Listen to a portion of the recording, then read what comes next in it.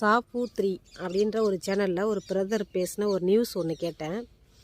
ஒரு பெண்ணை 3 பேர், இத்தனைக்கும் ஆண் நண்பரோடு தான் அந்த பெண் போயிருக்கு. இத்தனைக்கும் சந்திக்கக்கூடிய நேரம் நைட்டு 10 மணி. இந்த லவ் பண்ணுறீங்களாம் பகலில் மீட் பண்ண மாட்டிங்களா? பாலியல் வன்கொடுமை நடந்திருக்கு. அதை இப்போ நான் கேட்டேன். மனசே அவ்வளோ ஒரு கொடுமையாக இருக்குது. எனக்கு என்ன சொல்கிறதுனே தெரியல.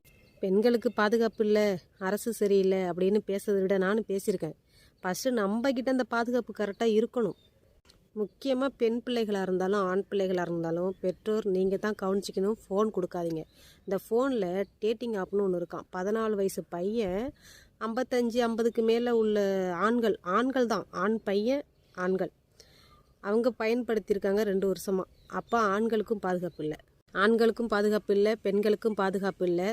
பெற்றோர் நீங்கள் தான் கவனமாக இருக்கணும். டெய்லி நியூஸ் சேனலை வச்சு நியூஸை பார்க்க சொல்லுங்கள். உலகத்தில் என்ன நடக்குதுன்றதை சொல்லி புரிய வைங்க. அப்போ தான் வெளியில் போக மாட்டாங்க.